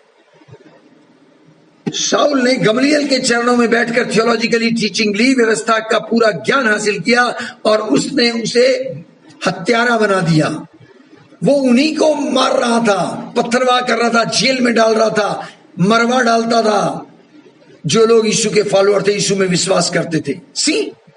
लेकिन दमिश्क के रास्ते में जब शाऊल से पौलुस बनता है, उसकी मुलाकात यीशु मसीह से होती है, जब वो आत्मा का बपतिस्मा पाता है, जब आत्मा की प्रेरणा से चलता है, जब आत्मा उसे सिखाने लगता है, तब बाइबल कहती है वो कलीसिया बनाने लगता है, जगह जगह जाके इम्पार्टेशन करने लगता है, लोगों को आत्मा से भरने लगता है, आत्मा की चर्चा करने लगता है। वो जानता है कि मैंने क्या चीज अब हासिल कर ली है, इसलिए वो कहता है कि जितना मेरा नॉलेज थी, जो मेरा पद है, जो मेरी दौलत है, जो मेरा मान सम्मान है, मेरा ज्ञान है, सब मैं मूर्खता की बात समझता हूं। ये सब मेरे लिए हानि की बात है। जिसको मैं अपने लाभ की बात समझता था, वो सब हानि की बातें हैं। समझ रहे हैं मेरी बात को, मैं क्या चीज कहना चाह रहा हूं? शाऊल इस अनुभव में, Bible says Acts chapter 2 19 verse 2, he said to them, did you receive the Holy Spirit when you believed? And they said, no, we have not even heard there is a Holy Spirit. Even they don't heard about Holy Spirit. Then he said, into what then were you baptized? They said, we have taken the John's baptism. Then Paul said, John has given the baptism. His baptism is the water baptism. It means you have taken only water baptism. You have not taken the Spirit baptism. He said, John himself said, okay, the one who is coming, he is greater than me. When he gives the baptism, he will give the baptism with the fire and the Holy Spirit. So what he did, he laid a hand upon the 12 disciples. The moment he laid the hand and he prayed, Bible says Holy Spirit came upon them and they started speaking in the tongues. Hallelujah. Hallelujah. Have you seen here? Already there was a church. Salvation experience they have, but they don't have the baptism of the Holy Spirit experience. So if you are a true Christian, you must have both the experience, water baptism and the Holy Spirit baptism, salvation experience and the Spirit baptism. Amen. एक आखिरी और बात बताकर मैं समाप्त कर दूंगा. Note करें, last one, 5th one, heading डालें, टॉक ऑफ जीसस क्राइस्ट. यीशु मसीह का वार्तालाप, बातचीत करना. जॉन द चैप्टर 4, यूहन्ना 4 से मैं आपसे बात करूंगा, जहां सामरी स्त्री कुएं के पास आती है जल लेने के लिए. आप सबने इस अध्याय को कई बार पढ़ा होगा. Jesus talked about the salvation to Samaritan lady John chapter 4, verse 7 to 14. If you read, it is written there, when Jesus was on this earth, he was talking with a Samaritan woman. During that time, the Samaritans had not yet received the word. Hence, they were not saved. So Jesus was talking to the woman about the salvation. In verse 13, Jesus answered and said unto her, whosoever drinketh of this water shall thirst again. But whosoever drinketh of the water that I shall give him shall never thirst. But the water I shall give him shall be in him a well of water. A well of water springing up to the everlasting life. Jesus refers salvation to a well of water spring. A well cannot meet the needs of all the people. Understand? In the same way, salvation can only take your soul to heaven, but when you are filled with the Holy Spirit, you can lead others to receiving the salvation. यूहन्ना 4 अध्याय के 7 पद से 14 पद तक अगर आप पढ़ेंगे तो वहां जिक्र है कि स्त्री जल भरने आती है और यीशु मसीह कुएं पर बैठे होते हैं, चेले भोजन लेने गए होते हैं और यीशु मसीह उस स्त्री से कहते हैं मुझे पानी पिला। वो स्त्री जब यीशु को देखती है तो वो समझ जाती है ये तो यहूदी है, ये तो बड़ी जात का है, मैं छोटी जात की हूँ। जात पात का भेदभाव था और यीशु में जो अब जब हम आ जाते हैं तो जात पात खत्म हो जाती है, ना कोई यहूदी ना यूनानी, सब मसीह में एक हो जाते हैं। तो उस स्त्री ने जब ये देखा कि भाई ये तो यहूदी है और यहूदी लोग सामरियों के हाथ से पानी नहीं पीते, तो यीशु मसीह ने उससे कहा भाई ऐसे उसके व्यवहार को देखकर कि यदि तू परमेश्वर के वरदान को जानती तो ये भी जानती कि वो कौन है जो तुझसे कहता है मुझे पानी पिला। इसका मतलब वो नहीं जानती थी यीशु मसीह कौन है, मीन्स उसको साल्वेशन एक्सपीरियंस नहीं था। अब जिसको साल्वेशन एक्सपीरियंस नहीं है वो जात पात मानता है, छोटा बड़ा मानता है, ऊंच नीच का भेदभाव करता है। स्त्री ने उससे कहा प्रभु तेरे पास तो जल भरने को कुछ भी नहीं है, कुआं भी गहरा है, न रस्सी है तेरे पास न बाल्टी है, फिर ये जीवन का जल तेरे पास कहां से आएगा, कहां से देगा? तू हमारे पिता याकूब से बड़ा है क्या जिसने हमें ये कुआं दिया? हम आप भी पीते हैं इसी से, हमारे जानवर भी पीते हैं, खेती बाड़ी भी हम इसी से करा लेते हैं।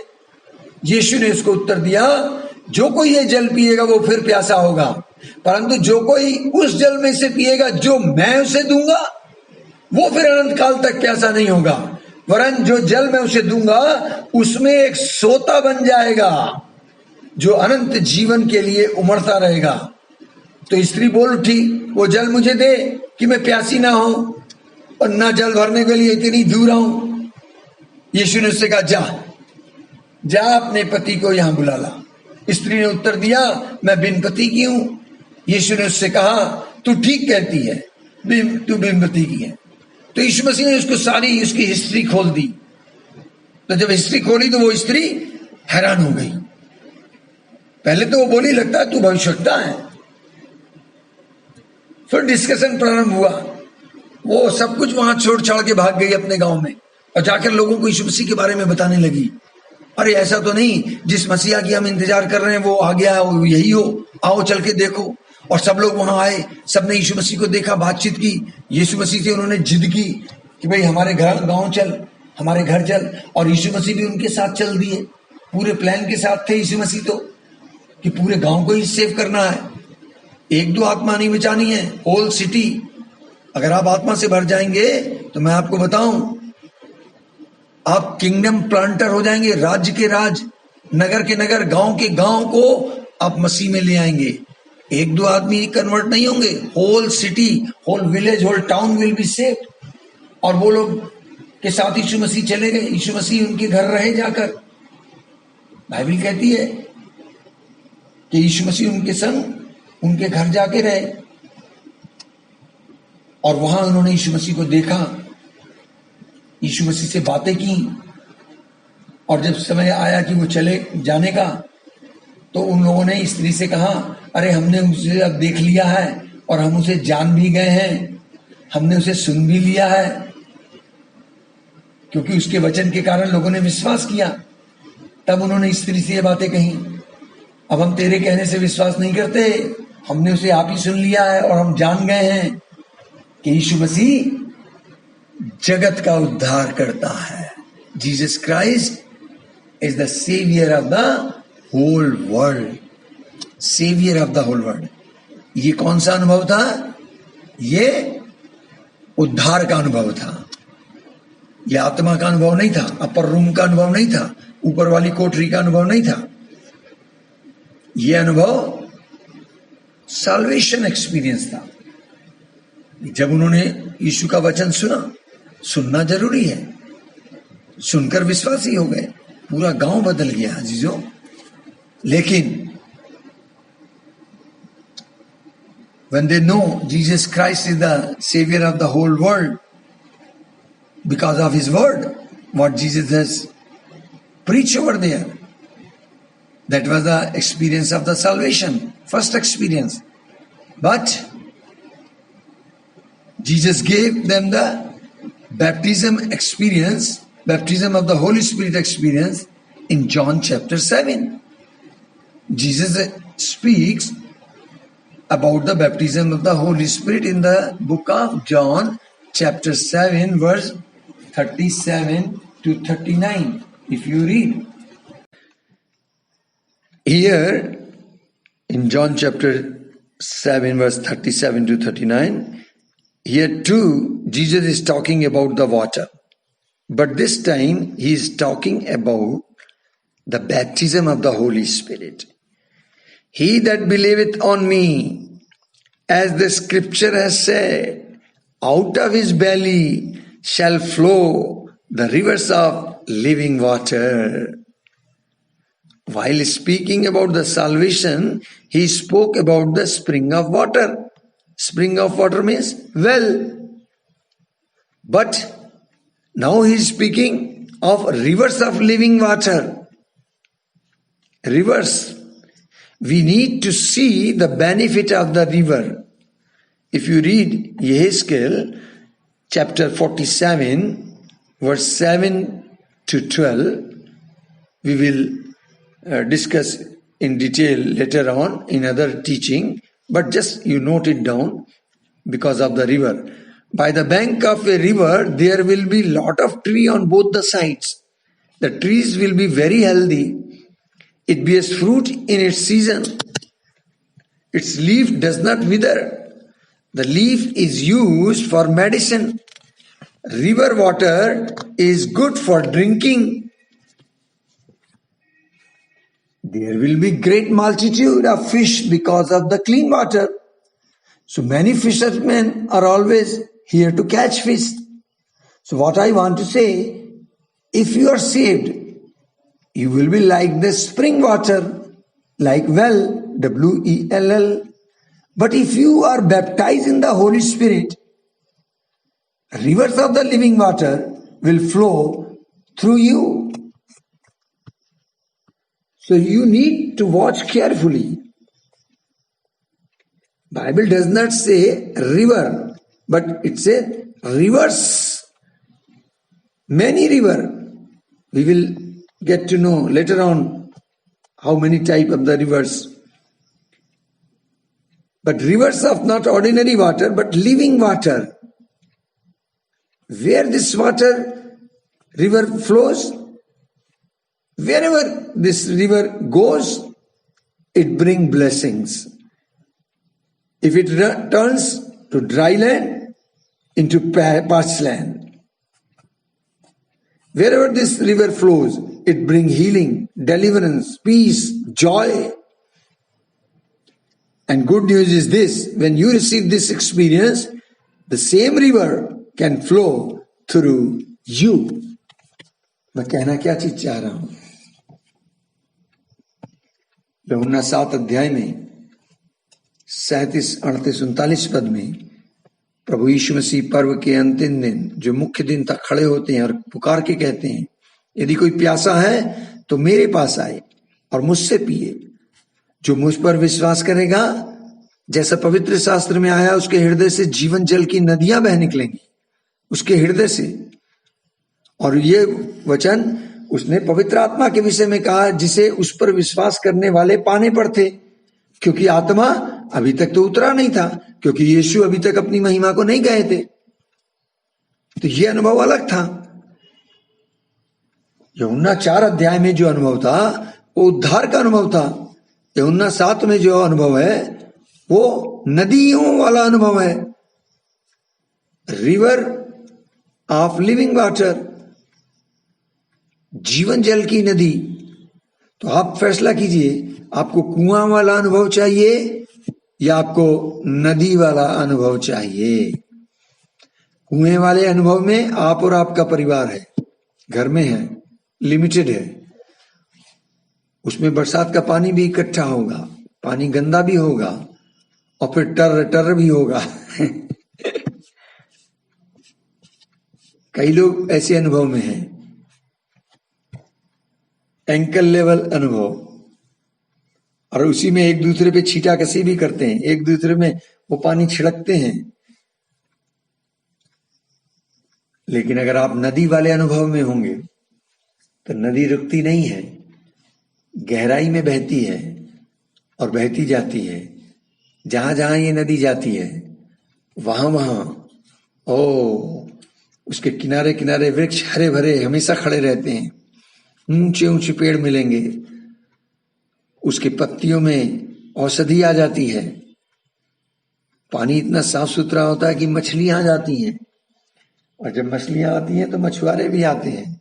इसका मतलब अगर आपके अंदर पवित्र आत्मा की नदी है, आप बहेंगे कहां से कहां तक, यरूशलेम, सामरिया, यहूदिया, पृथ्वी की छोर तक, जहां भी ये नदी जाएगी आप हैं वो नदी, आपके अंदर है वो आत्मा। जहां भी आप जाएंगे वहां हर जगह क्या होगा, मछलियां पकड़ी जाएंगी। मछलियां यानी लोग बचाए जाएंगे। जब लोग बचाए जाएंगे तो वहां पर लीडर भी खड़े हो जाएंगे।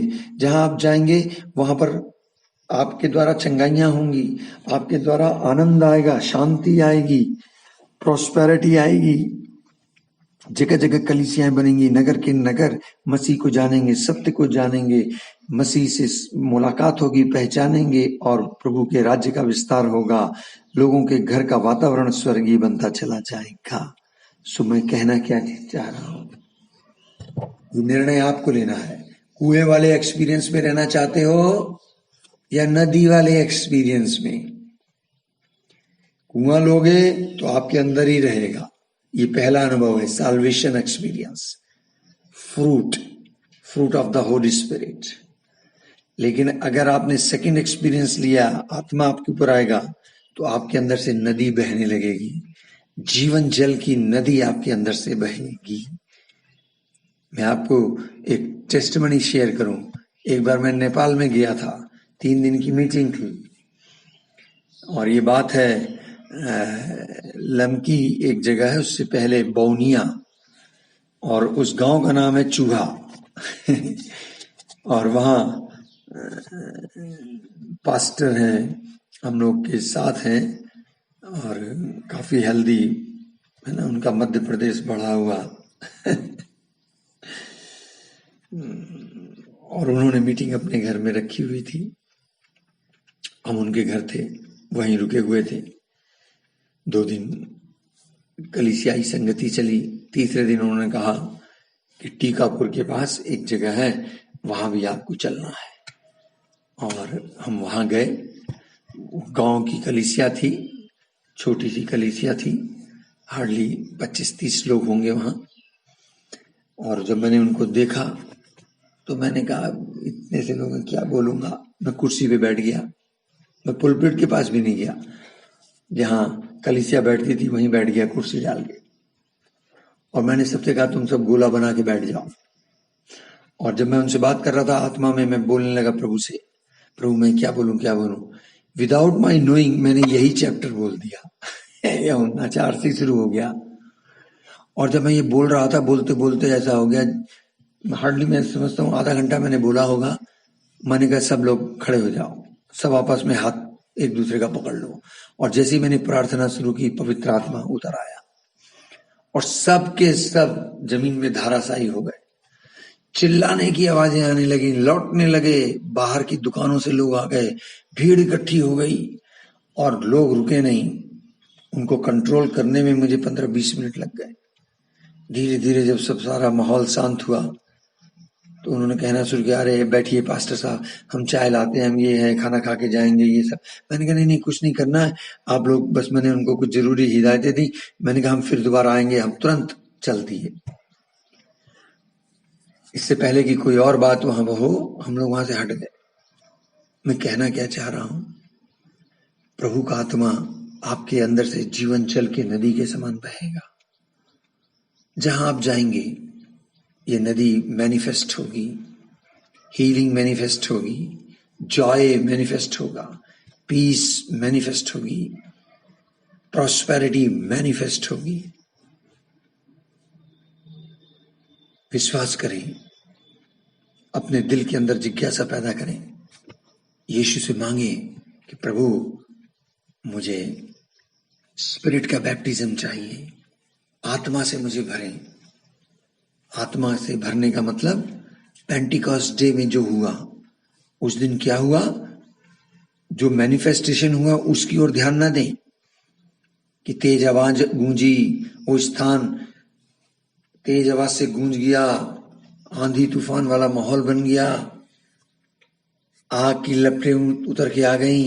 नहीं नहीं नहीं, ये सब मैनिफेस्टेशन था। हकीकत में क्या हुआ, हकीकत में परमेश्वर स्वयं उनके अंदर समा गया। हेलो, सुन रहे हो आप ऑर्डिनरी पर्सन नहीं रहे, नेचुरल पर्सन अब आप नहीं रहे। जब वो तीसरी स्टेज पर आता है, आपके ऊपर आता है, you will be super natural person. Super natural person, super natural way में मिनिस्ट्री, सुपर नेचुरल वे में। ओ रावालीना हकबरे दिलीना हकबरो खोरावालाना बा शखली दलीना बा रीदालाना खलीने है केबीरा। Thank you Lord, thank you, thank you. Shall we close here? आइए हम यहीं समाप्त करें। जो बातें आपने सुनी हैं उनको ध्यान करना। प्रार्थना करते हैं। प्यारे पिता, हम प्रभु यीशु जी के नाम से आपके पास आए हैं। आपके इन प्रिय विद्यार्थियों को, स्टूडेंट्स को, जिसको आपने चुना है, वो आत्मा के बारे में और भी जाने, आत्मा से भरे जाएं। आप उन्हें आत्मा से भरकर चिन्ह चमत्कारों के साथ गांव गांव, देश देश में इस्तेमाल करना चाहते हैं। शहर के शहर को आप एक शॉट में अपने पास लाना चाहते हैं। इनको तैयार कर रहे हैं, इनको चुना है, इसके लिए हम धन्यवाद करते हैं। इसलिए ये आए हैं, इसलिए रजिस्टर्ड हुए, इसलिए सुन रहे हैं, इसलिए इन्हें टीचिंग मिल रही है। प्रभु मैं तेरा धन्यवाद करता हूँ। पवित्र आत्मा, आपका अभिषेक, आपकी उपस्थिति इन पर उतरे, ये आपकी प्रेजेंस और पावर को प्राप्त करें। ये साल्वेशन एक्सपीरियंस को, baptism of the Holy Spirit को प्राप्त करने पाए। रहालीना हकबरे दिलीना हकबरो। Lord, I release your anointing, I release your presence.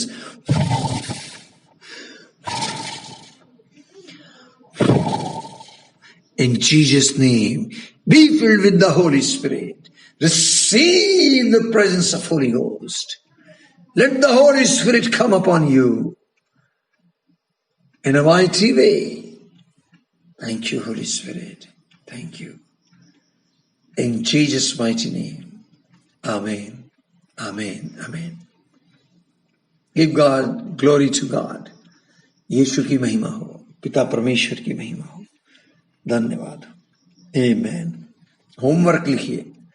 आज का होमवर्क जो आपको याद करना है, यहेजकेल, बुक ऑफ यहेजकेल। अभी हम पुराने नियम में ही चल रहे हैं। धीरे धीरे मैं उत्पत्ति से शुरू हो रहा हूं, प्रकाशित वाक्य तक आपको वचन दूंगा। आमेन, बोलिए ना मुस्कुरा के आमेन। बुक ऑफ यहेजकेल chapter 36 verse 27, it is written there, and I will put my spirit within you and cause you to walk in my statutes and be careful to obey my rules. My spirit, God is saying, I will pour my spirit, I will put my spirit. God himself is saying, when you receive my spirit, then you will obey. Then you follow my rules, my word, my commandment. Before that, you will not follow. I know even the word of God is with you, in you, and in your hand. Even then you will not obey. But when my spirit will come into you, then you will obey. मैं अपना आत्मा तुम्हारे भीतर देकर ऐसा करूंगा कि तुम मेरी विधियों पर चलोगे और मेरे नियमों को मानकर उनके अनुसार करोगे। अभी तो बाइबल सबके पास है, लेकिन फिर भी वो आज्ञा का पालन नहीं कर पाते। क्यों? Because the lack of this experience. लेकिन प्रभु कहते हैं, जब मैं अपना आत्मा तुम्हारे अंदर डालूंगा, तब तुम मेरी आज्ञाओं पे चलोगे, तब तुम मेरी विधियों को मानोगे, तब मैं तुम्हारा परमेश्वर हूंगा और तुम मेरे घराने के लोग, मेरी प्रजा के लोग ठहरोगे। So bless you, bless you, bless you. Thank you. Will see you tomorrow. आमेन, आमेन।